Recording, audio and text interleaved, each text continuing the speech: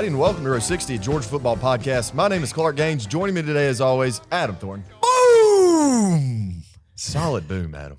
This is show number 64. Adam, how you feeling? Let's go. I'm ready to rock and roll, Clark. Ready to rock and roll. A lot has happened since we've last here, right? Yeah. A lot has transpired in the University of Georgia and college football world since we've last recorded an episode. Is that right, Clark? Yep.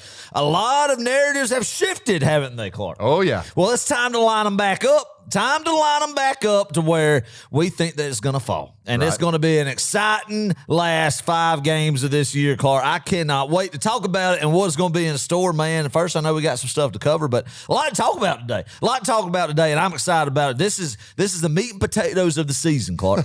This is the main course right here. The appetizer's done. This is where you find out where you're at. Mm-hmm. This is where you dig down deep and you find out what kind of heart, what kind of football team you got, right? Mid-October, college football in the SEC. Chilly afternoons, chilly nights, man, and it's time to crank it up and get serious. There's no more playing around now. There's no more playing with your food or anything now. How many notches should we crank it up at? We crank it up about 5 notches, Clark. Turn that dial, put it up about 5. That's exactly in my truck, right. That doesn't go very loud. But turn it up 5 from where you're at. 5% or notches. Let's say 50 notches. 5 notches. Crank 5 turns. 5 turns. Let's say that. Yeah, 5 turns. That's exactly right. Enthusiasm. Man. Big off week. Big off week. Big off week. Yes. Big bye week. It's a big one for sure, and we need it. It's come at the right time. Yep. Kirby said this in a post-game presser, I believe, after the Vandy game. He mentioned this being not necessarily a week of rest, though it is.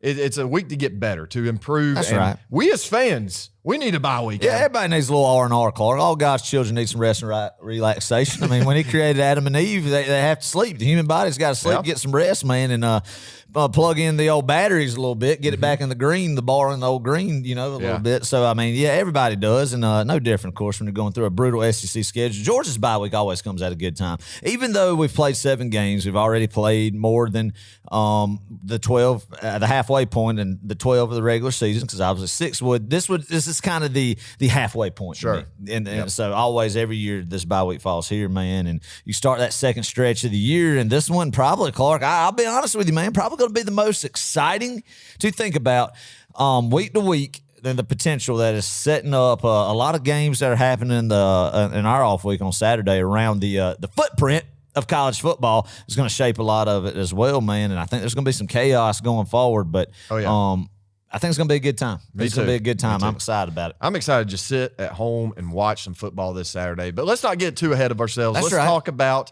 the Vandy game a little bit. We're going to go into that. Nash Vegas. We had a great time. Mm-hmm. We've got a good weekly concession stands report brought to you by a friend of the show. That's right. A patron shout out, some Clark's fun facts, Georgia's offense, defense, special teams against the Commodores. We've got some midterm grades, Adam. We're going to grade each position group. This was your idea. And we're going to give them a letter grade here in a little bit. We're going to talk about the elephant in the room. That's coming too. Yeah, big elephant. Big elephant. Like one you see on the African safari out in the Najaraha jungle. The plains, the Sahara, the Kilimanjaro. Yeah. Okay, all right. Yeah. Anyway, last week's games, there are some good ones. We've got some good ones this week. We're going to pick a few. And then last but certainly not least, we're going to talk just a little bit about the Georgia-Florida game this upcoming week.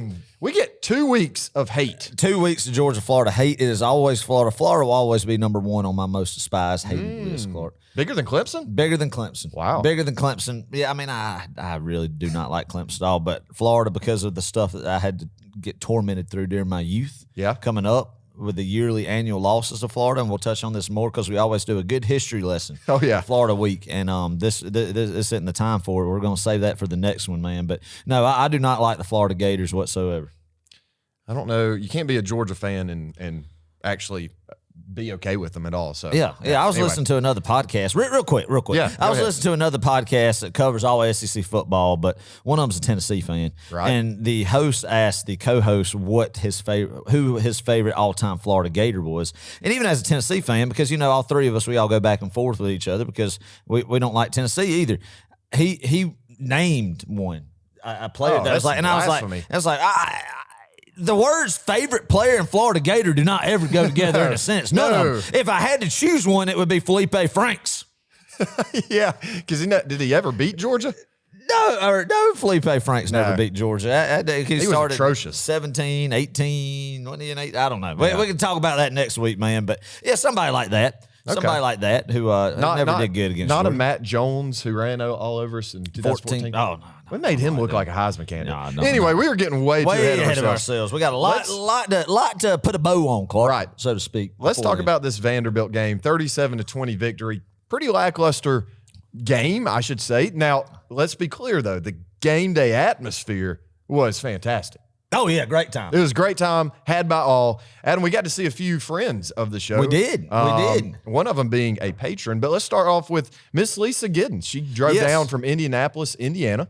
Yes. I believe she first heard about us. Could be wrong about this, so don't throw any stones. Don't quote me here. Don't quote me. I'm not. I think she started listening to us when we did our live call-in show for the first time in Indianapolis. So that was pretty cool. We got to meet her. It was a good night. Awesome. That was a good night. Yeah, it was great to meet Miss Lisa and sit there and be able to chat with her for a while. It was just a good time. Good time.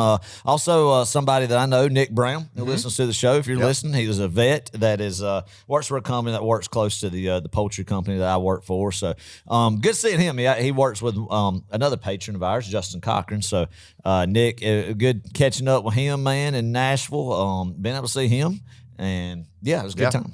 And then last but certainly not least, Mr. Rich Beck. We finally met Rich Beck. We did. Everybody give Rich a hand. Give Rich a hand. He is a fellow. Big 10-hour haul. Yes, big 10 and a half. 10 and a half. Oh, yeah, don't leave out that 30 minutes now. Big 10 and a half hour haul from Buffalo, New York to Nashville, Tennessee by himself. First Georgia game. That's elite traveling dog right there. Agreed. Being able to do that. That's really wanting it right there. That's really setting your sights on something and going out and getting it, Clark. Yes. Going out and getting it. Yeah. So, seeing him Friday night and then also Saturday, spending time with him was great. I hope he had as good of a time as we did getting to talk with him, and it was great. Yeah. Good time. Well, I hope he wasn't too embarrassed. He sat with us. I hope he wasn't too embarrassed of me. I had a full-blown construction vest and hat and my credentials. It was great. OSHA it was certified. Put those pictures for the YouTube people right there because it was great because there was many people walking around that had the same attire you did on but were actually working on the construction. Right. They were actual crane operators. But they yes. Anyway, it was a fun time. It was great. The hard hat and everything. Gosh, yeah. Vanderbilt's stadium is just in shambles, like literally in shambles. The end zones are completely demolished. And it was really interesting. What we did was, let's talk about, what, you got something? No, just real quick little tidbit. Go ahead. It just reminded me something, talk about Vanderbilt Stadium. I saw something, there was a post I saw on a message board where they did an AI of what every SEC stadium would look like when they had a 1 million seat capacity. Right.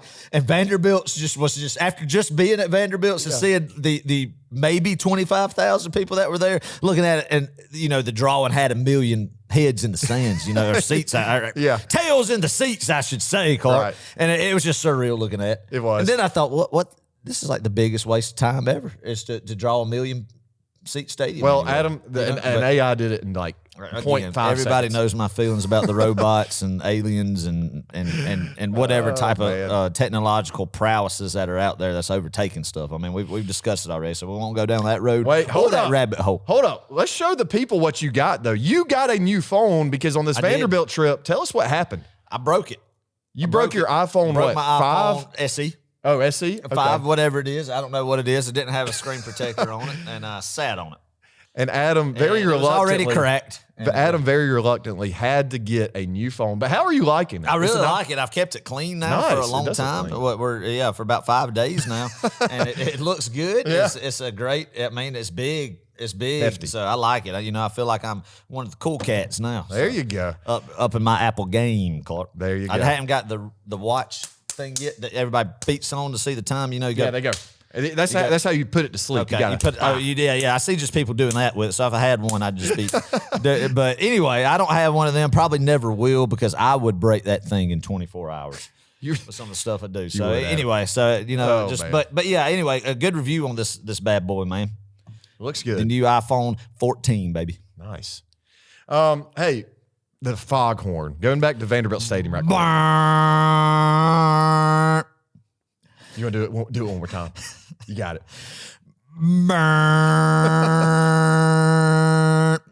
Scared me to death. Is what we heard every third down. That's what we heard every time anything big happened for Vanderbilt. It was so annoying. You know, That was awful. what? All right, let me ask you this really quickly because we got to move on. South Carolina has the chicken, right? Clemson Memorial Stadium, whatever they want to call it, has the tiger roaring every first down. And then we got the foghorn at Vanderbilt. I would throw in Missouri's, even though it's not a sound effect. And that's going M-I-Z. Z-O-U. Every first, yeah. Don't like that. That's annoying. That's annoying. So whose is the most annoying?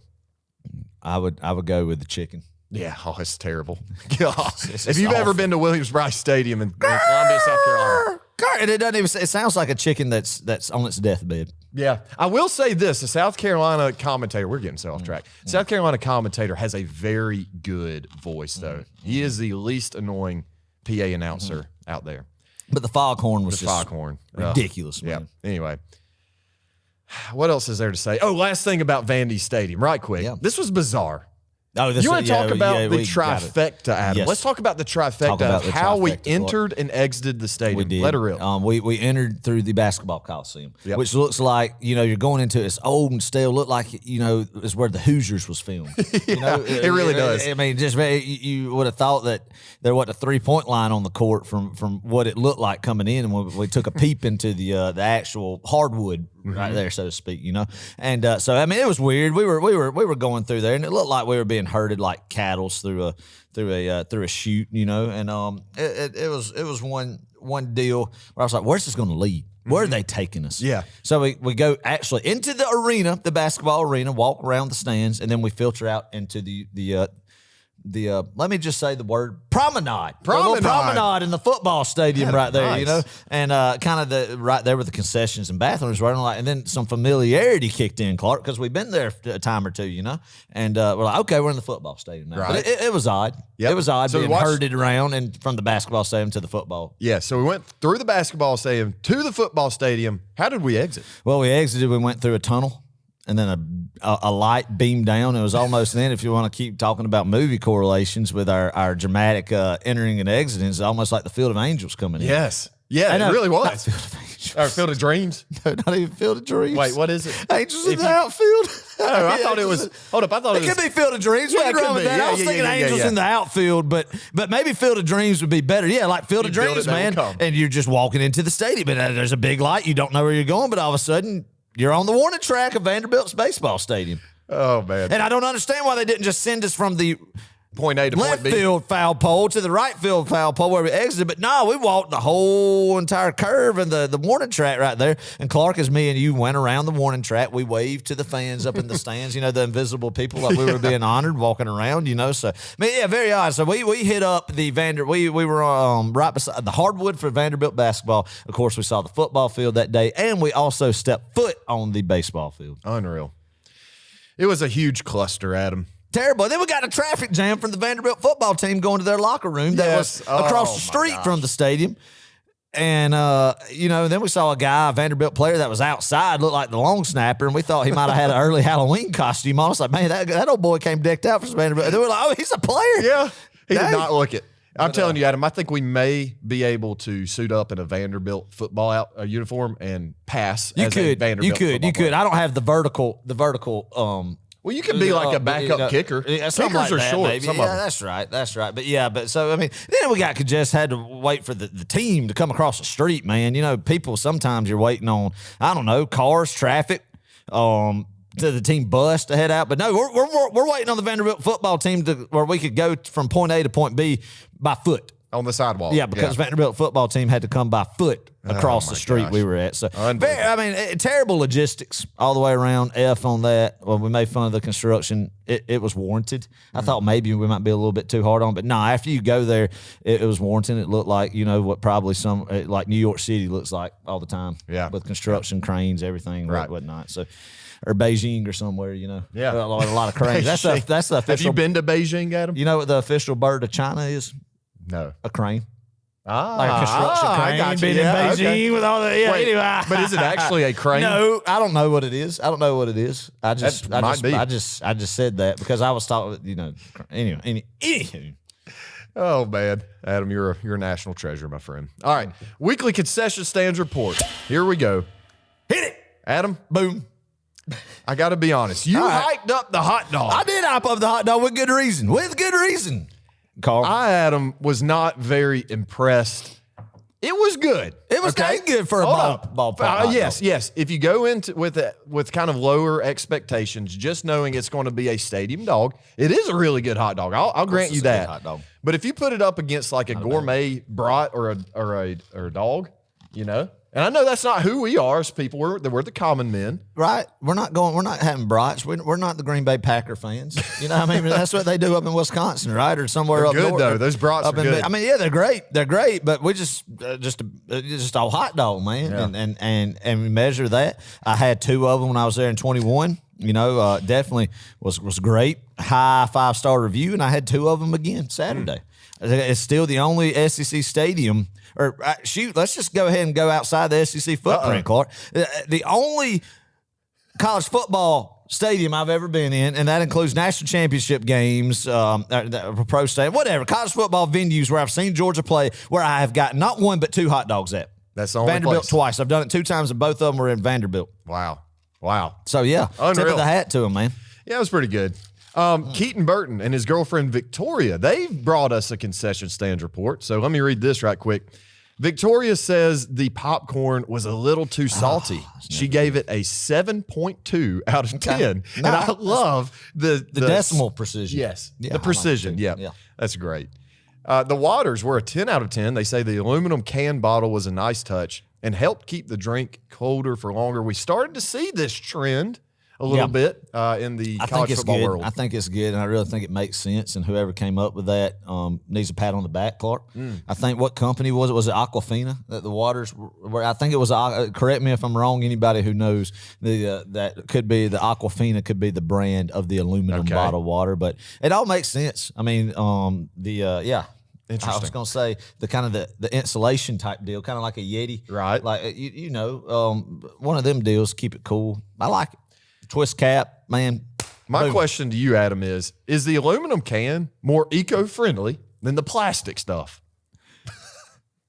Frankly, I haven't gave it much thought on what would be the best thing as far as if we're talking. I mean, I think both of them you could throw in the green top trash can for the recycling. Yeah, you can. You know? I guess it all gets sorted out somehow, right? Right. I mean, you don't want no plastics to get into our waterways and affect the fish and the sea turtles and whatnot, right? Yeah, You don't want that type of thing to happen. But I don't know about. I don't know. But frankly, I'm thinking about consumption for us and keeping it at a nice, cool temperature.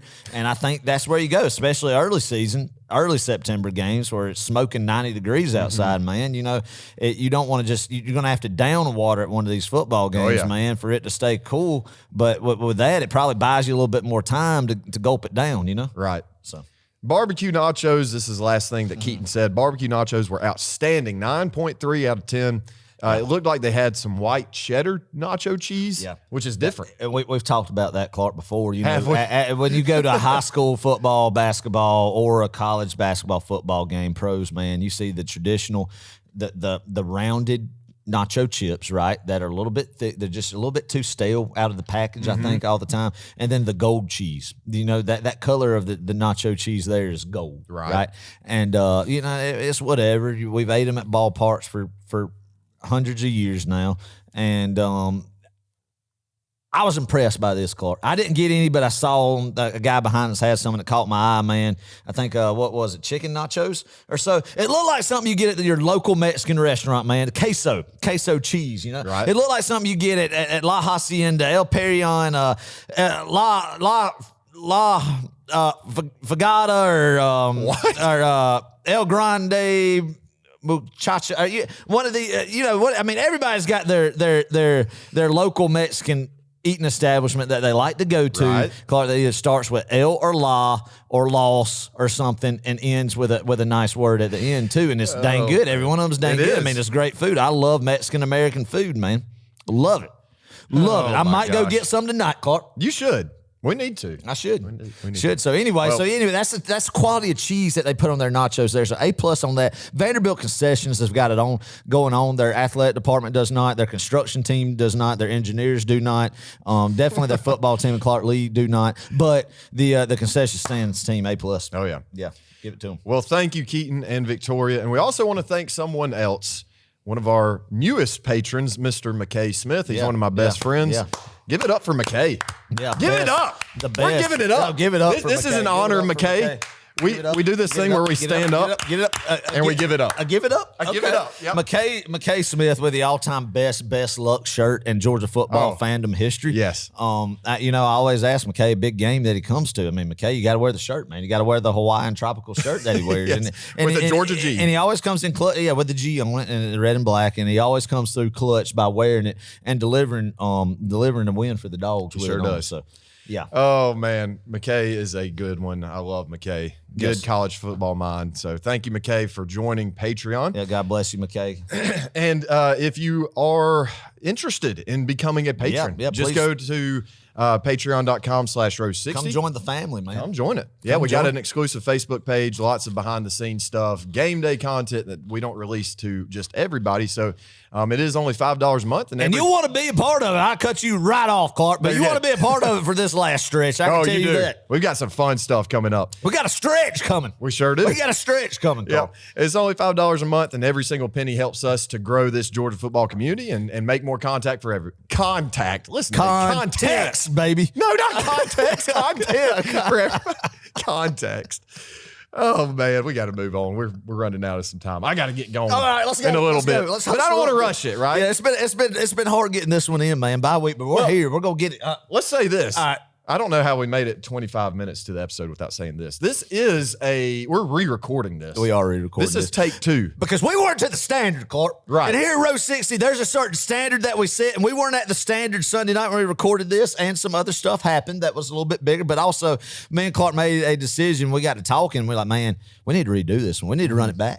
We do. Run it back. We need to run it back like the Dogs, man. So, So, I mean, look, we hold ourselves to a standard here for the content we want to deliver. And after kind of talking about it and breaking down our episode, we didn't feel like we were delivering the best that we could give. Yeah. So, we're going to give more. Right. And going back to Patreon right quick, we probably are going to cut a little bit out because there were some little golden nuggets that we haven't really said this go around. We may post that for you patrons. A little snippet. So y'all watch out for that. But I mean, this time though, we're holding us to a bigger standard. Yep. I think this one might fall flat on its face too. But hey, let's go. It's going good so far. All right, Clark's fun facts. You ready? Yeah. What was that? I love that. Whatever that was good. We need more of that. Georgia has won 17 straight against SEC East opponents. Do you remember the last time we lost to an SEC East team? Oh, South Carolina.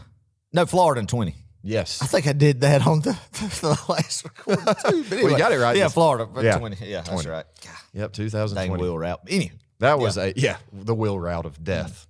Dan Mullen kind of kicked our tail. That day was bad. But it don't count. It was in the COVID year. Yeah, nobody cares. Georgia tied its own school record for consecutive wins in the SEC at 23. First set between 1980 and 1983. We're destroying all these records right now. Just as of now. We're breaking them and then just adding some cushion to it too, you know? Yep. The Dogs have won 34 straight regular season games. I think, don't quote me on this, I think we broke Tennessee's SEC record or something. Tennessee had one? Tennessee had one. Yeah, Tennessee had one in 1930s. Apparently. Oh, I think under General Nealon, maybe. Yes, I believe so. All I think. Yeah, I can see that. So, I think we learned that on that SEC history on the history of the SEC Saturdays in the South on SEC. Oh yeah, days. that was good. I think that was a part. But so you're saying, I mean, 80 plus years ago is the last time something has been rattled off like this. I guess so. So when they were playing teams like Sewanee, Tulane, Princeton, and all that stuff. Yeah. So okay, all right. Oh yeah, Vanderbilt scored its most amount of points since 2013 in a 31-27 against win Georgia. Against Georgia. Right. Yeah, sorry, I should have added that. So those are my fun facts. Oh yeah, I mean, yeah, interesting. I mean, that last one, I could leave that one, I should say, but it needs to be said. Take the good with the bad. But right. Either way, man, good double digit win up in Nashville. Good fact. Clark Lee is starting to get this program off the ground, people. Watch out. I noticed something on the sidelines that we have not discussed at all. Okay. I meant to point it out Saturday. Did you notice that Clark Lee has a posse that, like, mirrors him? No. Like, Kirby's got a get-back guy. Right. But there's, like, a posse of people who mirror Clark Lee's every movement. Interesting. Like, Clark was wearing the all black. They were wearing white top. I mean, women, men, everybody. Everybody was there, like 5 of them that would pace the sidelines with Clark. Anywhere he went, they were wearing like white tops, black dress pants. Clark was in his all black going around, and I don't know. They had like clipboards and everything. It looked like a state senator going through the Pentagon, or not the Pentagon, the Capitol or whatever. Yeah. A big contingent of folks around them. So I've never seen that with it, but I mean, mirrored every step. Well, you notice that next time you see that's kind of counterintuitive. You'd think that happened with Kirby, but it's Clark Lee of all people. Yep. So whatever. All right, let's talk some ball. Georgia's offense versus Vanderbilt. We're not going to spend a whole lot of time on this game. I mean, there's really not a ton to talk about. I mean, there's one obvious thing to talk about. Yeah, but I really don't want to talk about a lot of it, but we will. We will. We need to. Dejan ran 20 times for 146 yards and 1 touchdown.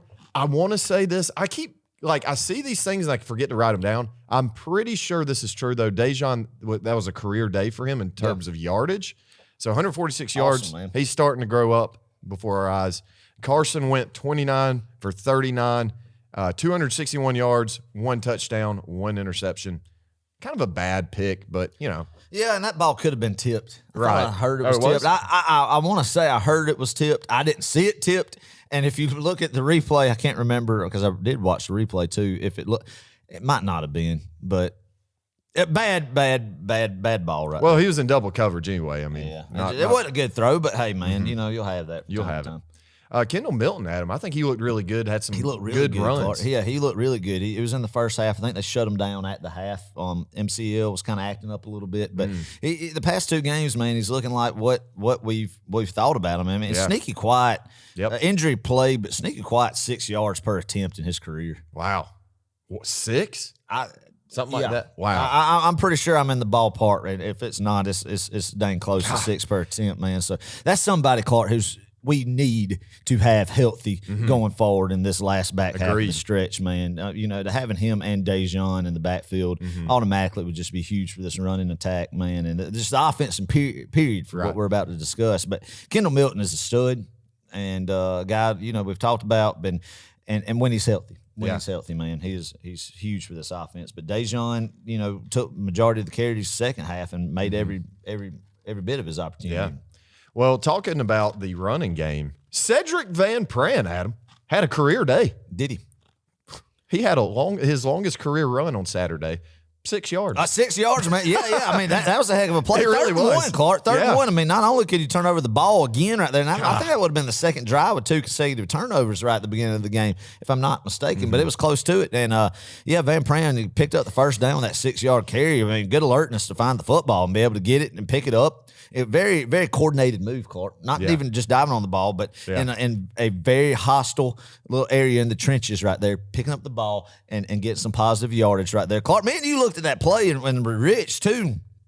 And the way Carson, kind of threw his arms up in there and went back, it kind of was like, did we just try a fumble Rooski against Vanderbilt on Little Giants play on 3rd and 1 right there? Kind of a fumble Rooski deal, but nah, it kind of looked that way from the stands. But no, looking at it, it was a good heads-up play by Van Pran, man, and good for him. Yeah. Making an athletic play. Dominic Lovett, 9 receptions, 72 yards, 1 touchdown.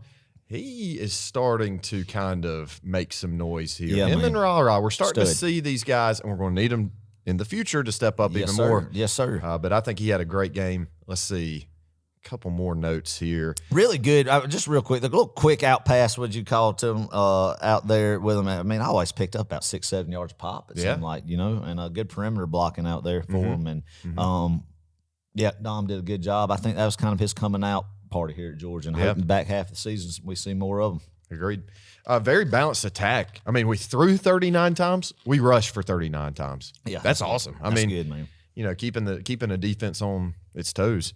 And then 11 for 16 on 3rd downs. You don't want to get in 3rd down situations, but if you do end up in 3rd downs, it's good to be able to convert into sustained drives. That's right. And if you're doing that, let's see, 11. I don't know math. 11 of 16. That's obviously over 50%, but and if memory serves right too, Clark, a lot of them third downs, man, where if you're in third down, you're third and short, right? I don't remember there being a lot of third and longs that Georgia was faced with in Nashville. Third and manageable, you could do a lot of things with it, and Georgia was able to convert, and that's what you want. Keep those chains moving, man. Yeah. Turnovers, got to start limiting those. I mean, and here's that gets the thing. you beat. That's the thing. If people are already asking, and we're going to talk about this in just a little bit. People are asking, well, what's to come for this Georgia football team in the regular season? Obviously, we got Brock out. We're once again going to touch on that in just a minute. But turnovers are deadly in this league. Turnovers in the games that we're about to play are deadly, and they can get you beat. It'll smoke you. Yep. Yeah, it gets you beat. I mean, we've been able to win games and lost the turnover margin in the turnover battle, Clark, and not been in our favor. But you can't do that consistently in a 12-game SEC schedule and expect to win every one of them and reach the goal that Georgia hopes to do this year. And, and I hope that's something that's going to be addressed this off week right now in the next couple of weeks is – you can't turn the football over and expect to win, especially these games coming up, like you alluded to. Completely agreed. We're going to start playing some very balanced, complementary. That's the word. Right. Complementary football moving forward. That's right. So, with that said, let's talk about Georgia's defense. Once again, not much to say about these guys. Good game from Smile. He was our leading tackler. He had UGA's lone sack of the game, I believe. Pretty sure we only had one sack. And people, too, they want to look at numbers. We're all kind of analytical. We want, and I think it's empirical evidence. Okay. I think. Yep. Empirical evidence is. Got me. I'm right behind you. Tell them. Anyway, just numbers. People like numbers. And people, if you look at the sack numbers that Georgia has, not very impressive. But, why do you think that is, Adam? Well, Clark, I think it's the offense. You don't have the edge rushing studs or the interior guys that you've had in the past, but there's still talented guys capable, I think, of making quarterback sacks, if you want to call it that. But I think we talk about even quarterback hurries and pressure, man. And I want to say, Clark, we actually have more sacks at this point in time in the year than we did last year. Really? I think, man, I did know the number, but I forgot it in a couple of days that when I looked at it. Like 12 and 7, like 7 sacks last year, 12 sacks this year. Up to this point. Up to this point in the season, correct. And we finished the year with 28 last year. Wow. So obviously, if you had 7, let's say it was 7, it could be, you quadruple that percentage in the back half of the year, right? Yeah, you did 3 times as much. Yeah. 4 times as much. Well, if you already had 7, then 3 times as much. That's right. Okay. Yeah, exactly. Math. It's okay. Like no, it's all good. Our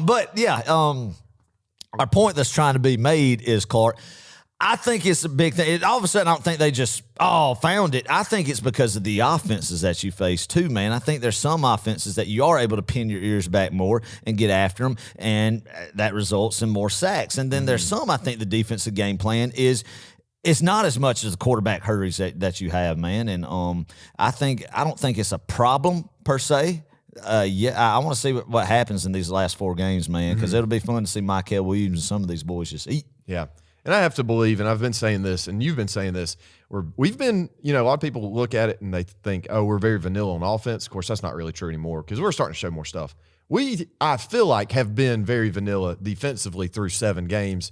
And in the next few games, Kirby understands we got to play. This is a marathon, not a sprint. The next few games are really when it starts to matter a lot. And so we're going to start throwing more blitzes, more of these exotic blitz packages. Right. Love saying that. That's exactly right. That's a good term. And I agree with that, man. And it's like we just alluded to as far as just the quarterback hurries and sack numbers. You're not just every down just bull rushing and trying to just get what everybody would think. There's more. It's more complex than that, I feel like. And I think we'll see more of it. I'll allude back to probably when people were the most hesitant about the defensive front. And the Kirby Smart era was back in 2018, since before this year. Yep. And a lot of people talked about the same type of deal that we're talking about now with that team. And that team didn't win a national championship, but the difference in the line play, and I think especially the outside linebacker play and everything changed drastically with just a few personnel changes and some things after the off week going into Jacksonville, and stayed and was at an elite level the back half of the season. And I expect the same to happen this year, this go around, man. And I don't know, you might see some more guys, some younger guys, be able to be plug and play more. Right. Yeah, I agree. Tyke, I think he looked really good against Vanderbilt. He's starting to make a lot of good open field tackles, and he got the one interception. He's just breaking on the ball better, I think. And I don't know if it was Tyke had busted coverage that first play, or not. But either or, he definitely made up with it. And the year has been great for him. I think. I mean, we forget coming in 2021, he was All-American at West Virginia. So veteran guy and somebody who I think has had a phenomenal year, and love him at the star nickelback position. Oh yeah. We held Vandy to just 219 yards. That's total yards there.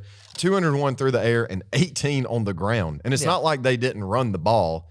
I mean, they tried 15 times and just got, I guess, stuffed. So, oh, yeah, man. I mean, you look at it, Clark, and the 37-20 is not a flashy score. No. It's not a video game score by any means. And when you look at it on the bottom ticker across the nation, man, you're thinking, oh, my gosh, Georgia only beat Vanderbilt by 17. But look at this stat right here. How many total yards Vandy have? 219 on offense.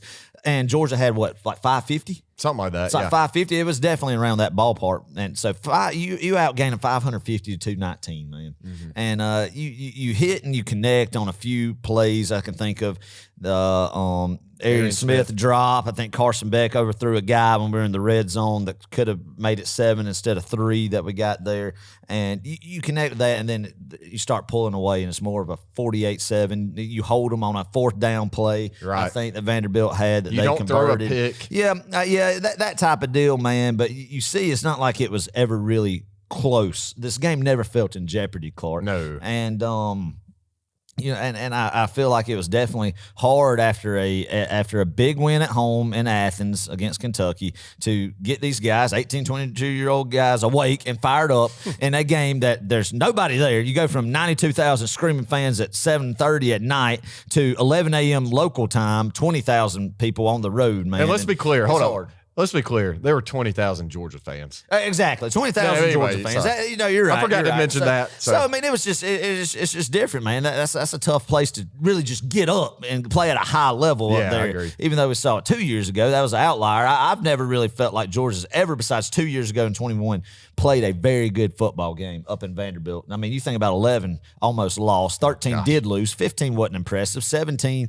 We blew them out. It was 41 to nothing, but it wasn't like it was 41-0. We shut them out. I'm almost positive. Really? I think so. Dang, I don't remember shutting them out. But yeah, it was impressive. 19 was season opener, and it wasn't as impressive, I don't think, even but a season opening game. So anyway, it's just one of those 45-14. No, we didn't shut them out. Sorry. But yeah, I mean, still, it's just a tough place, man. I'm just glad get up there, get a win, and I think the tale of the season is going to be what happens in the next 4 games, Clark. 4 or 5 games, and I'm excited to see.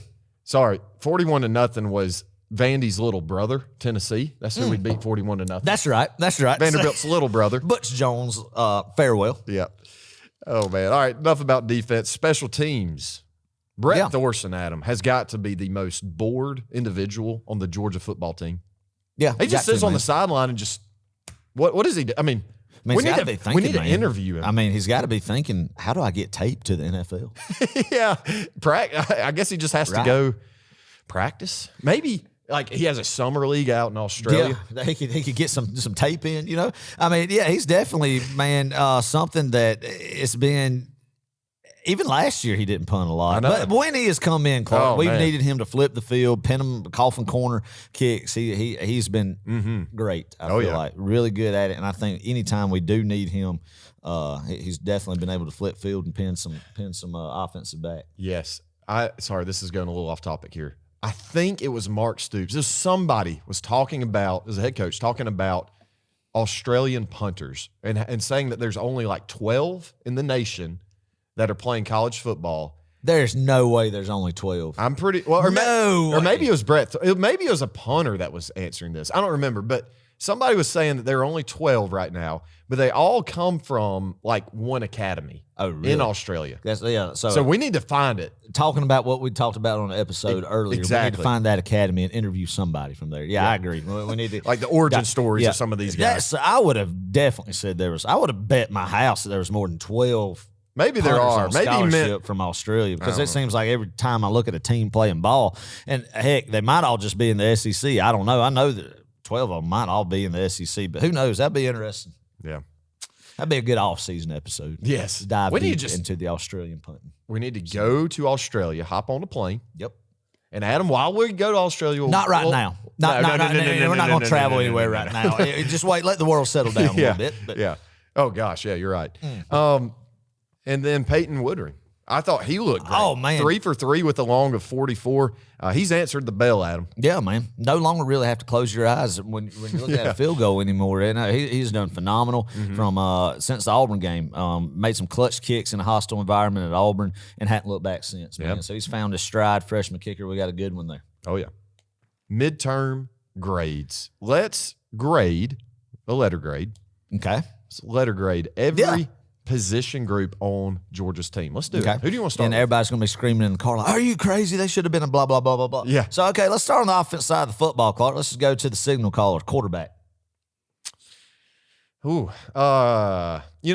Carson hasn't been, I'll say this, he hasn't really been put in the position other than Auburn where he's had to really step it up. You know what I'm saying? So, but with that said, I mean, he hasn't played awfully by any means. I think he played really good, you know? So I would give him expectations. Yeah, I agree. I would give him a solid A or A minus. A, 100% A, man. Yeah. I mean, I think you could argue he's the second best quarterback in the SEC right now. And right at the beginning of the season, he wasn't even in the conversation of national pundits, and we were even talking about maybe a Spencer Rattler. But I think behind Jaden Daniels, he is playing the best right now, and who I would trust to be leading the offense. I think he has exceeded expectations, man. I mean, you look at just lining up 300-yard passing games, and I know he didn't quite hit the 300 mark against Vanderbilt, but it doesn't matter. He is elite. I trust him, and I think he's battle tested now from coming back from against SEC opponents in the second half, being down by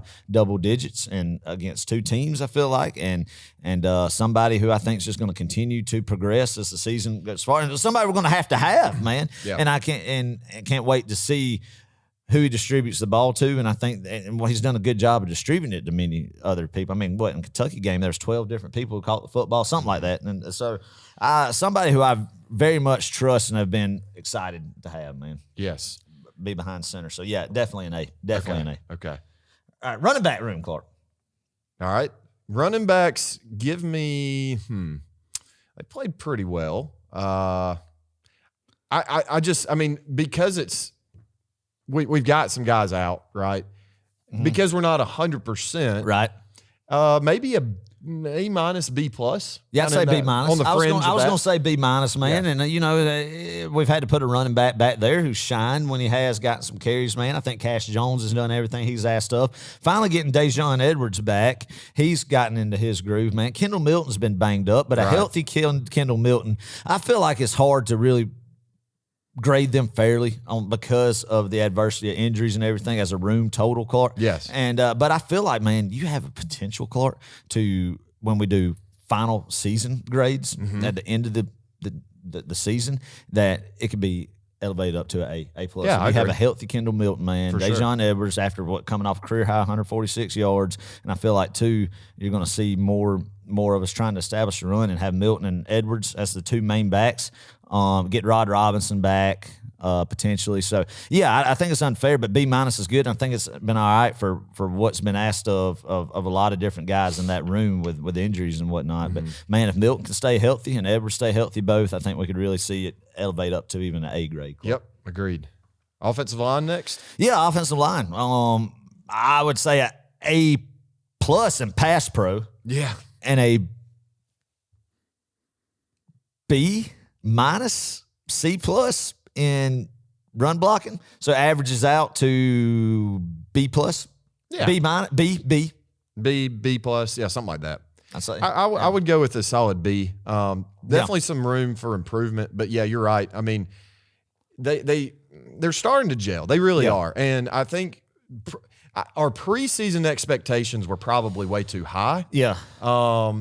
However, they can still meet those expectations for sure. They have the potential. It's there. And you got to think, too, we've got some injuries as well that are just bugging everybody. So, You got Truss, who should be okay. And then Mims, who probably the most highly touted guy who's missed a good majority bulk of the season, Clark. But I'll be honest, I think it's been a theme that the offensive line has just ramped up as the season progresses under Kirby Smart for years, man. I think last season we were talking about how they were a disappointment at the beginning, and then at the end of the year they were just bulldozing people. So I think that's another group that I expect at the end of the year we reevaluate and that grade will be higher. Yeah. Wide receivers. Let's do wide receivers. Yeah, wide receivers, man. Right now, B+. I'd give them an A. I mean, the only thing that's keeping them from an A+ is just some drop passes here and there. And I mean, well, I guess you could argue about an A, B. I could see, but I'm sticking with an A. I think they've played phenomenally so far. But once again, there's room. I don't know how much more they can give or do. Yeah, you know, if we get guys healthy, hard on that. If we get a healthy lad back out there, if we pick up a little bit more with the perimeter blocking and we just make a few more catches, I think that would be the thing that's the perimeter blocking, man. That's going down to a B+ because you're not just going to pass catching and explosive plays, but in some explosive plays that have been dropped by receivers, and some it was not fair on them. It just Carson Beck overthrew him. But overall, I mean, that Kentucky game was an A+ performance. Yeah, absolutely. For sure. And I think some guys are going to have to step up and be that guy, man. Obviously, in the second half of the year, and they will. It's there. You get McConkey getting healthier every week, and Ra Thomas, Marcus Rosenby, Jack Saint, and Dominic Lovett as our guys, and you put Mekhi Muse in there sometimes on little quick tunnel screens. I mean, a lot of talent, a lot of good stuff that Bobo can do with that group. Brian McClendon, I think, has done a great job. And, I mean, I don't think it's a bad thing. It's a B+, and I think that's going to be, though, where this position group elevates itself, Clark, is going to be, I think, see where Georgia goes the rest of the way. I think that's going to be the biggest thing. And then I want to see somebody who is going to be that guy, you're going to go to, that guy who's going to be that guy on third down that Carson Beck's looking at. Agreed, yeah. Tight ends, A+. It's not going to be McConkey, right? Right. Anyway. Right. Tight ends, A+, no doubt about it. We're going to save the Brock talk in just a second. We're getting to it. Let's go defense side of the ball right quick. Secondary, what do you think? Ooh. I love a B+ for everything almost. I think we hadn't got our ceiling on everything, especially on the defense side of the ball. Maybe A. I think you could call it B+ because I think Dalen Everett's growing.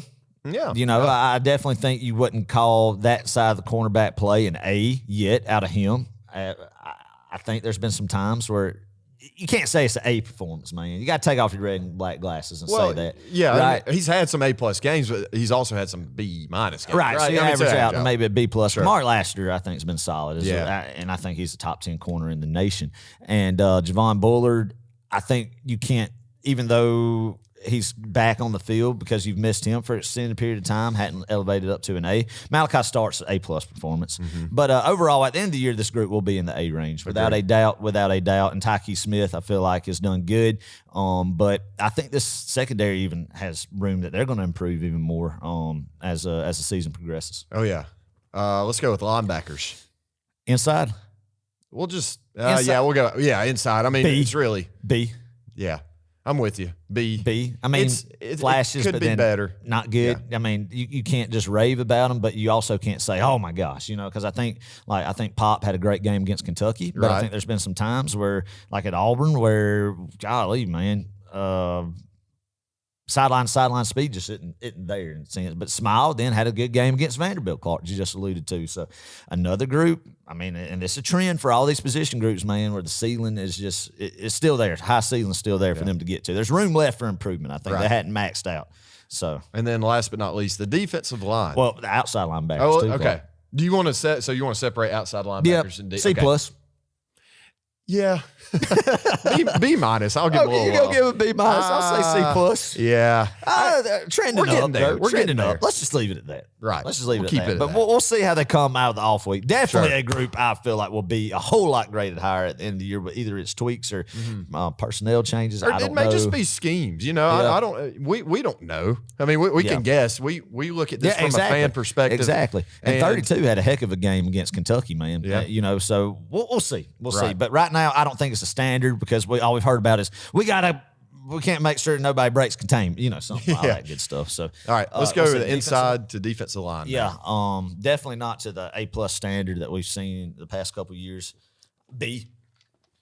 I'll go with B too. That's fair. B. I mean, we're saying a lot of B's, a lot of A's, A-, but that's where this team is.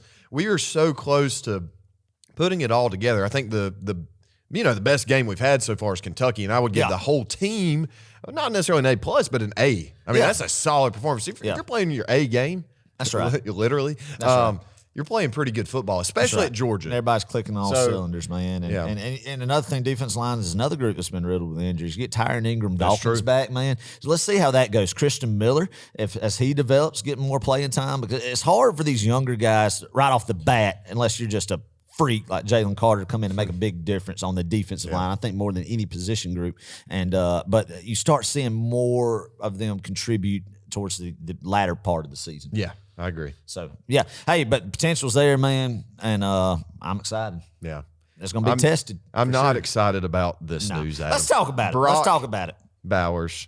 Let's talk about it. Maybe we jinxed him with the Brocktober stuff. No, we're not going to play that. Drake, you know what? Drake. Do you know about the Drake curse? No. The rapper Drake? No. You've never heard of the Drake curse? I've never heard of the Drake curse. I've heard of the man. Okay, you know Drake, I do the rapper. know Drake. All right, so Drake is notorious for like putting on teams' gear. Like Alabama, for example. I don't remember what year it was, but they didn't win a national championship when he proclaimed to be an Alabama fan. Okay. He said Roll Tide in the video, yada, yada, and then all of a sudden Alabama lost. Well, this has been going on with different teams, and now the other day, I say the other day, it was like 2 weeks ago, Drake puts on social media, he says, "Go Dogs." And then he's seen wearing a black shirt with a Georgia G. So he just cheers for whoever's winning at the time. Exactly. Okay. Drake is your typical quintessential bandwagon fan. I got you. And so now he's cursed. Well, that's what everybody thinks. He's cursed Brock Bowers. So it's like a Madden cover curse. Exactly. So, okay, I got you. Exactly. Wow, man. So anyway. Forget Drake, man. Well, Brock Bowers, though, man, you just hate it for this kid. And this is the reason why we're re-recording this, too. Part of the reason. Because, once again, we didn't know about this news when we were recording on Sunday. News broke Monday that he was having, tightrope surgery? Yeah, tightrope surgery, man. Watching him limp off the field at Vanderbilt just put a gut. Your stomach just felt like it was just got punched. And let's be clear, that happens when we see most players walking off the field. Or any player. Oh, yeah. I mean, you hate to see it, anybody, any team. But just knowing when you see a lower leg injury and he's hobbling off, like how serious it is, man. And then once we got the news earlier this week that he is going to be out 4 to 6 weeks, and then people start talking about, well, I mean, he's such a highly recruited, he's already got 2 rings, all this stuff. Why don't you just not play again at Georgia and stuff? And I just don't think, I could be wrong. I could eat crow on. I don't think Brock Bowers is built that way, Clark. I think he's going to come back when he can. And Georgia is not, this coaching staff, this medical staff is not going to abuse Brock and just even if he's not ready to get on the field, kind of push for him to get on the field, man. And I think it's one of the best medical staffs that Ron Corson's got in the nation, and facilities that Georgia can use for rehab. That Brock will be back. I think you will see him back, and I think he will play another snap in the red and black, Clark. And I mean, you think Tua came back from it in like 3-4 weeks, 27 days. Yeah. So I'm not trying to compare the two. I mean, there's different circumstances, but the way Brocky is, man, I feel like he'll be back. And I don't know, when do you call it? Let's say if he does come back, you know, if I'm Kirby and I'm looking at this, there's no timely injury. Let's just right. But if there were a time for this to happen, I guess it's better. I mean, going into the bye week than after the bye week, maybe. You got a little time, you got a little buffer, because let's be honest here. Brock Bowers is a majority of Georgia's offense this year, and there's nothing wrong with that, right? It has been, right? A good chunk, I would say. Not had to have him the second half in Jordan Hare Stadium. Right. Had to. I mean, and it's a big blow, but we've at least got some time to game plan and to think, okay, how are we going to do this without Brock, right? And this is where you, as a tight end, and if you're recruited to the University of Georgia as a 5-star and you're behind a guy like Brock Bowers, dang it, you step up and you make a name for yourself. That's right. And so this is where Oscar Delp is going to have to step it up. This is where Lawson Lucky may have to step it up. And little tidbit here, Lawson Lucky had this same exact surgery in the beginning of the season, or like right before the season started, and he's back out there now. So if you're asking me a timeline, what I'm thinking is, if I'm Kirby, I'm not playing him the rest of the regular season unless we absolutely need him in a situation. But hopefully we don't need him in Neyland, and hopefully if we need him in Atlanta, something's wrong. Not the Ben's Atlanta. I'm talking about Oh, Georgia our little brothers. Yeah, right, That's what I mean. No. But no, I would say SEC championship. He's going to be back. And think about this right quick. Last thing I'm going to say about it. Think about this. Even if he's not ready for the SEC championship, he's going to have another 2-3 weeks if we do make it to a playoff game. Yeah. So there's extra rest in that. Right, man. And you look about it, I mean, Brock Bowers definitely on a different level, but 2 years ago, you lose George Pickens, you win the national championship. But 2 years ago, he was number one receiver then. Last year, A.D. Mitchell was the guy, man. You go the majority of the season without him, and both of them come back in the playoffs. And what I look at it, Clark, you're right about Delp and Lucky, but not only the tight end room, who's going to step up? Who's going to step up in the receiver room or on offense? Even as Kendall Milton's going to be a guy we need to lean on and run more. Or who's going to be the receiver that's going to say, hey, give me the football. If you need a play made on third and, intermediate passes or third and long, passing the ball through the air, a big-time play, look to this guy. Who's going to be that guy? Naturally, you think it's Ladd McConkey. And you see, is he going to be that guy as he's getting back into the swing of things and his, third game back in the rotation? Right. Or fourth game will be in Jacksonville. Or is it going to be Ra Thomas, Dominic Lovett, who we saw explode, Marcus Rosemy-Jack Saint, or is it going to be a combination of all of them stepping up, man? And I feel good about it. And also, you got to say, well, Brock don't only, and you're right, one hidden thing, man, is how good he is blocking and run support or these little quick bubble screens or whatever, too. He is jam up with that. It's hard to replace. But Delp's going to be a good one. Lawson Lucky is a highly touted freshman, man, that I think is going to come in and make a difference. But as far as where we're at, I think you're going to see guys in the receiving room, wide receiver room, step up, and you're going to see some guys develop the big Beck's go-to guys, and I think we're going to be okay. Now, it doesn't make things tougher, Now, what I'm thinking about, though, Clark, our rivals and our people, because you got a Florida team who's only has one SEC loss, still has SEC East Championship hopes. Unbelievable. They do. They're seeing blood. Missouri, one loss period in the SEC. There's SEC Championship hopes for them. Ole Miss, one loss period, SEC Championship hopes for them. Tennessee, one loss all right now, just after the day of this recording, SEC Championship hopes for them. So you're looking at that, Clark. The next 4 games you're playing, all of these teams to the current date of this recording all have SEC Championship aspirations, and all of them have just – and I'm not going to say all of them, but there's been some ridiculous stuff out there, Clark. Ridiculous stuff from our rival fan bases, Tennessee and Florida fans, celebrating Brock's injury. I will never celebrate a freaking 18 to 22-year-old kid or anybody, it doesn't matter the age, getting injured on a football field. Yeah. That is ridiculous. It's low class, man, and I expect nothing else of Tennessee fans.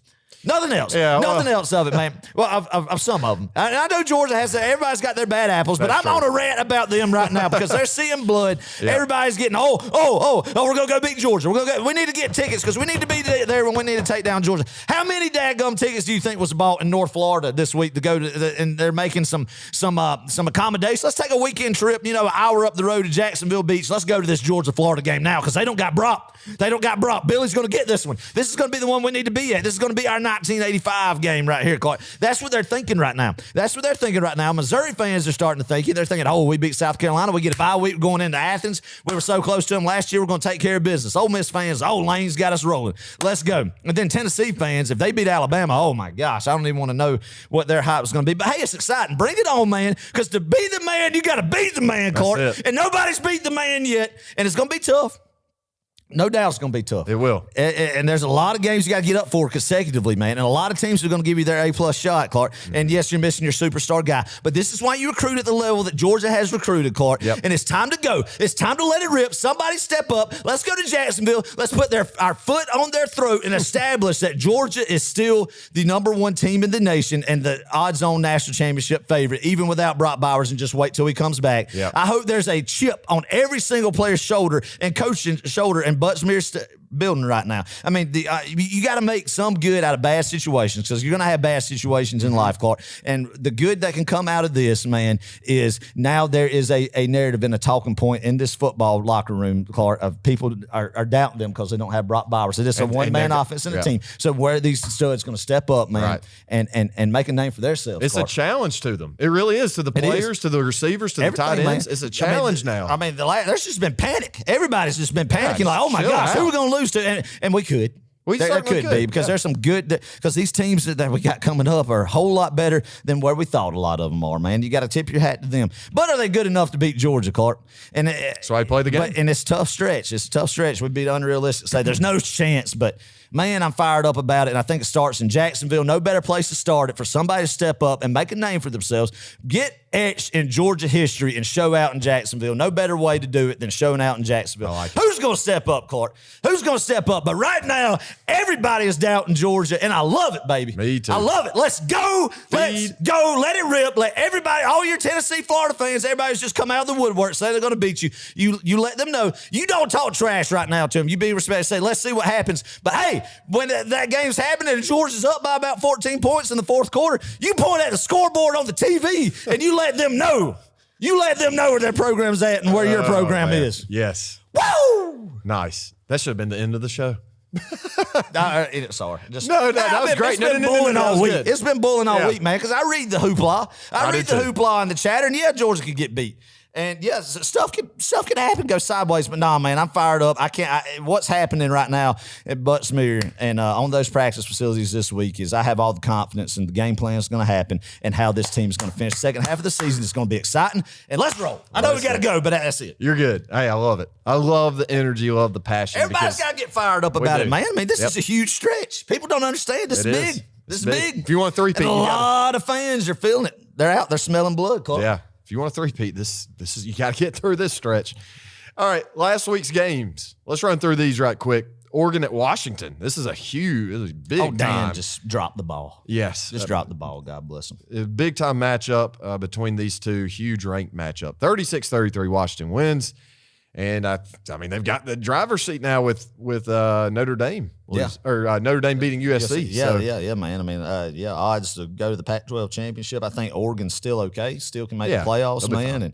And I think if they do rematch in the Pac-12 championship, that Oregon can beat them next go round. But Dan, good football game. Dan Lanning, man. He's got he's brave. I'll just put it that way. Yeah. He's got some guts. Oh, he does. He loves to go on 4th and short. I like the confidence. Against Washington, yeah. He's gambled twice and he's lost twice in back-to-back years. You just got to keep shooting, man. That's it. Texas A&M at Tennessee, 20-13. The Vols win, and man, they really did want A&M to win this one, I think, but A&M just didn't want it. Yeah, they man. just didn't take it. It's crazy that the team in Tennessee, you're seeing respectable defense out of Tennessee now in a running game. I mean, not what you think of a Josh Heupel football team, but that's what they got in Knoxville. They're winning games, and big one coming up for them. A&M is Jimbo Dunn, Clark. Ooh, yeah. I gotta catch my breath. You good? You about to pass out? I'm good. Take a swig of. I don't have any water in my old pink cup. You're out. Hey, you can drink the 2021 Coke there. Nah, I'll get something after this. I got a lemonade or something up in the fridge. We'll get to. Anyway. Florida at South Carolina, 41-39. South Carolina blew this game, man. Did you see Shane Beamer broke his foot? Yeah, and he laughed about it. He is strange to me. I know we pile on Shane Beamer on this show, but we started from day one, and we're going to keep doing it. Yeah, might as well. Because material just keeps being provided to us to do that, right? Yep. Thank you, Shane. And, so, I mean, bad loss for him. Definitely, he won't get fired, but this season, well, there'll be a lot. This offseason for him won't be as good as last year. He won't be taking trophies in the passenger seat, dropping off his kids at school in January. Yeah, no. State Cup trophies. I don't know. They might beat Clemson. But that would be amazing. They probably could beat Clemson this year. Maybe, I don't know. You know, this has rejuvenated some life, pumped a little life back into Florida, Clark. You know, they're on life support right now, Florida is. But this right there gave them a little jolt. Yeah, it did. Miami at UNC, 41-31. UNC wins. Yeah. The Tar Heels, man, they're rolling. Mac Brown's got them a team, man. He's got them a quarterback. They got that Trez Walker receiver, finally eligible. He looked impressive for him. Top 10 team. So the ACC, one of the undefeated teams, Louisville's lost. So we'll see what happens in North Carolina and Florida State. But good win for North Carolina. I tell you, I mean, nobody had North Carolina in their Final Four at the preseason, as far as I know. I didn't. I mean, I know some people maybe had in them as a March. dark horse. Yeah, maybe in March. Yeah, but yeah. Oh, man. I bet Eric Church is fired up about the Tar Heels being good at football this year. It probably is. That would be fun, though, to have Georgia, North Carolina play and to see Eric Church go shake Kirby Smart's hand. Yeah. I'd want that framed. Yeah. That would hang in my house. Too. We'd hang it right there, too.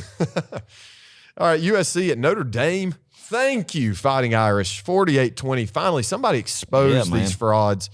And listen to me. I had USC in my Final Four at the preseason. Bought into the LA. I did. Man. Well, I thought their offense, offense would carry them all the way. Yeah. But their defense, Adam, you could is terrible. Well, you thought last year there's no way you could go but up with the USC's defense, right? And you thought, well, their offense is so good, even just going up, ramping it up, not even 5 notches, Clark, but about one or two, that you're going to have some respectable ball that at least get through a Pac-12 schedule. And then we didn't take into account how tough the Pac-12 would be this year. And we didn't take into account that it seems like Caleb Williams is probably done checked out. He's thinking he needs partial ownership on the NFL draft and demand, doing just ridiculous diva stuff. I mean, anyway, I love seeing that, man, and I hope the wheels fall off and they lose a couple more. Big game against Utah this week. So that'll be fun. Game of the week, Central Missouri Mules. Adam, they absolutely steamrolled the Riverhawks, 63-24. That's what you call an offensive performance right there. That's when you go up there and you put up 60 on the road, man. And good on Central Missouri. Good on them. Good on them. I got that one dead wrong. I picked the Riverhawks. You'll have that. All right, this week's pick'em. Penn State at Ohio State, 12 o'clock Fox. That's going to be fun, man. Man, in Columbus, Ohio, correct? Yep. Who do you like? All right. Who do you like, Adam? I'm going to take Ohio State, man. I want to take Penn State, but I've realized that even though Ohio State doesn't have a lethal air attack, Penn State has only beat Iowa, really, so far, and they only throw the ball like 7 yards at a time downfield. Interesting. They have no vertical passing game. I think Ohio State's defense has got, even though Penn State has a good defense too, man, I think it's going to be a low-scoring affair, Clark. But give me Ohio State at home. And Penn State might get one of the two between Ohio State and Michigan, though. It might. Ohio State is going to choke this year, but I don't think it's against Penn State. I think they're going to get ready for this one. 12 o'clock Fox game day. Yeah. Urban Meyer's going to be there. Oh, yeah. Everybody's just going to have a grand old time. Oh, yeah. I'm with you, though. Kind of a low-scoring thing, maybe. Yeah. The 20s to teens kind of thing. I don't know. We'll see. Watch it be 31, watch it be like 64 to 82. 48, yes. Yeah, like a basketball score or something. Oh, gosh. All right. This week is the third Saturday in October. It's one of my favorite games to watch as just a third-party perspective. Yeah. It's a huge meteor game for me personally. Tennessee at Alabama, 3:30 CBS.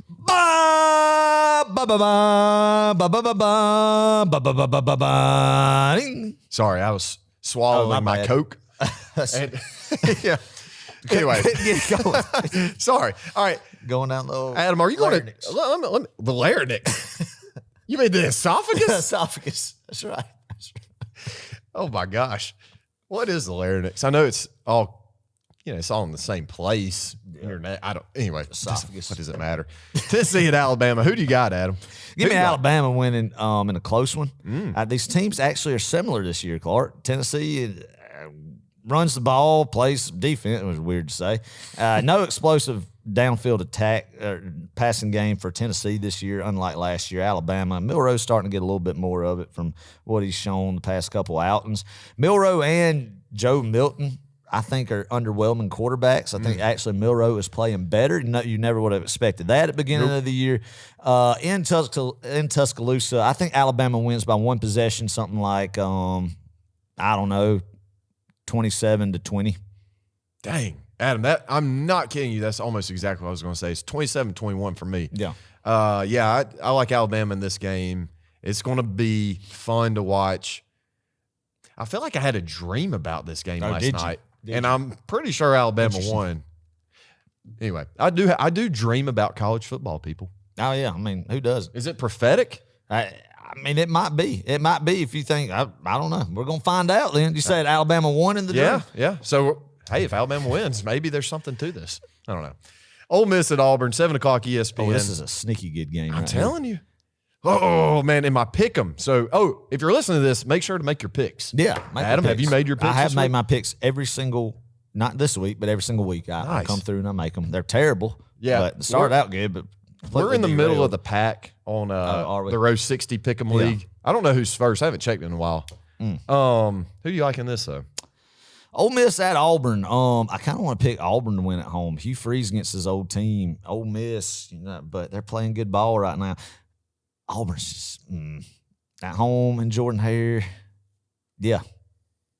Auburn upsets Ole Miss and starting some chaos in the back half of the season. Oh, that would be fun to see. I got to be honest, and I hate Auburn, but now I'm going to go with Ole Miss. Gut instinct, 10-point win. It's going to be Kiffin will be up for it, man. He will be. And Hugh Freeze, think about that. Oh, too. I mean, Kiffin with they talked about, did he get offered the Auburn job last year or not? And then, of course, obviously, the Hugh Freeze Ole Miss debacle. Freeze stole some assistance from Kiffin. Just not a lot of love lost there. You think it's going to be a chippy game? Oh, yeah.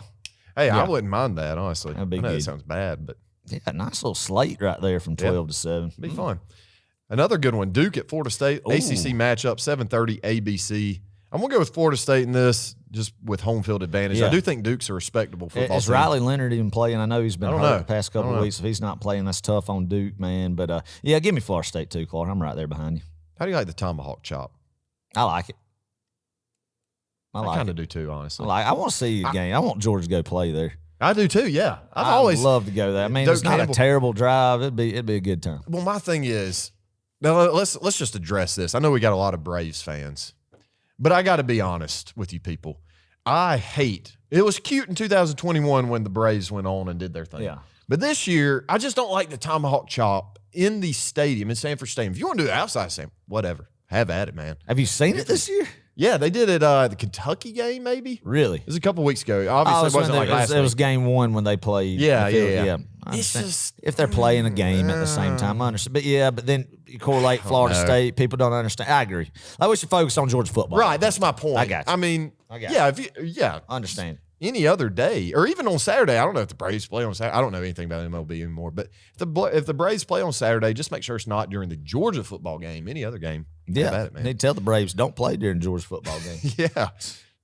Which one do you think? Let me ask you this. Last question. I know we're going on a tangent, and I got to get going here pretty soon. Oh, gosh. Let me ask you this. Do you think there are more Braves fans in the state of Georgia, or do you think there are more Georgia football fans in the state of Georgia? Braves fans. Really? Oh, without a doubt. It's not even close, man. I don't think. Like, are you saying like actual, Braves fans? Yeah, I mean, I guess that's true. Because I guess if you factor into the Tennessee contingent, the Alabama people, heck, even some probably northern Florida people, South Carolina. I mean, nobody really has a team. Yeah. Yeah. In these, I don't think in that it's area. close, but anyway. All right. Clemson at Miami. oh, ACC Network. I thought this would be fun. We haven't picked Clemson in a while. I hate Clemson, so I'm going to go with Tyler Van Dyke. Though they lost to Georgia Tech, are you going to go with Miami? I'm going to go with the Hurricanes. Oh, man. Did you see what Dabo said to the people? No. To the Colts Enlighten over me. there? He did. He said, basically getting some pressure because Clemson's lost 2 games already this year. Right. Not to the golden days of Trevor Lawrence and Deshaun and all the hoopla that happened over there. So he's basically giving the old message of how everybody's spoiled and said, maybe we should just lose a few games. What? Get everybody. Yeah. The words said, maybe we should just lose a few games came out of his mouth. Like trying to make a point that we should be thankful for where we're at, and people not thinking it's good enough. So, kind of Dabo's getting a little irritated with the IPTAY folks over there. Yeah, it sounds And I love it. I'm here for it all the time. You know who I hope else they lose about 2 or 3 more. Well, Shane Beamer's also in the state of South Carolina getting irritated. Maybe it's just South Carolina. I love that. Yeah, both of them went on some ridiculous tangents this week in their press conference. Who you going with? Clemson, Miami. Give me Miami. Nice. Why not? Just wish it. I'm pulling Just for wish it. No really wishful logical thinking. reason. Right. I'm going to wish it. I'm with you. You know? Oh, man. Well, it ought to be a fun week. Sitting at home. Adam, we don't have to go anywhere this week. We don't have to travel. Just everybody rest, Just relax. Man. Yeah, have just spend fun. time with family, watch some football, man, and go do some fall activities. Yep. Hey, if you've enjoyed this episode, what I want you to do right now, go to Apple Podcasts, go to Spotify, leave us a quick review. Please that would help us out. Give us 5 stars. If you're on YouTube. Helps the algorithm. Yeah, it sure does. Do you know what the algorithm is? I know, but I've heard it said in other podcasts I listen to that ratings are really important for the algorithm. They sure are. Also, what's really important is to subscribe to our YouTube page. Yeah, man. If you aren't subscribed, go ahead and do that. That would be super helpful, and we greatly appreciate it. That helps you never miss a video. That's right. Hey, Georgia, Florida, the world's largest outdoor cocktail party. Yes, sir. Always will be, always is. Georgia, Florida, not Florida, Georgia. Georgia, Florida, world's largest outdoor cocktail party. The best game of the regular season. I don't care what the records are. Every year I look forward to this. It is Christmas Day for me. It is a fun game. Hey, and if you're not going to this and you always kind of thought about it, go. Pull the trigger. Yeah, everybody needs to, man. It's such a unique environment. You got Texas, Oklahoma, neutral site, and then A&M and Arkansas had their little thing, but it's not the same as the other two. But Georgia, Florida is special. It's a lot of history there. It's been a blessing how in the past few years that this rivalry has just turned in the good for the good guys. And what it was like in our childhood and our youth was painful. You never forget that, man. And then even Georgia fans older than us in the 90s. So anyway, what I'm saying, next episode we're going to have our yearly Georgia, Florida history lesson. So bring your notepads. Melissa Apple, because we're going to teach you about this rivalry and what this game means. And hey, this is the biggest implications it's actually had in a long time. I can't believe I'm saying this, but both teams are in the hunt for the SEC East race. So the biggest game I feel like since 2020 has been down there. And man, I'm ready to just give a good tail whooping. That's always warranted, always a good time when you just throttle Florida. A win is a win, but when you really just go down there and you let them know that we're the University of Georgia and what this series is all about, then that, boy, is satisfying. Nothing better than about 2 minutes left in the fourth quarter. One side of the stadium is empty and one side is just full of red and black chanting, man. Yep. Great times in Jacksonville. Good feeling, man. All right, Adam. Wait. I got to go. Wrap this thing up. Let's do it, baby. This has been a good one. Bye week. Everybody go. Get you some rest. Enjoy family time this Saturday. Watch the ball. Do some fall festivities, man. Go paint a pumpkin or something. Go to the pumpkin patch. Pick you a pumpkin. Try to say that real fast, but pick you a pumpkin. Hey, a lot of narratives out there and speculation from the national pundits and the suit and tie guys out there, and even just other random podcasts that just people are not believing in Georgia anymore. People right now, ears are perked up like college football is wide open that Georgia's out of it. A lot of people just saying Georgia's out of it. Even Paul Feinbaum, everybody's counting out Georgia, but they do not know the type of people that are in that locker room in Athens, Georgia, man, and the playmakers that are going to step up and what we're going to see happen. Guys, I can't tell you how big these next 5 weeks of football are going to be. A lot of huge games after huge game after huge game.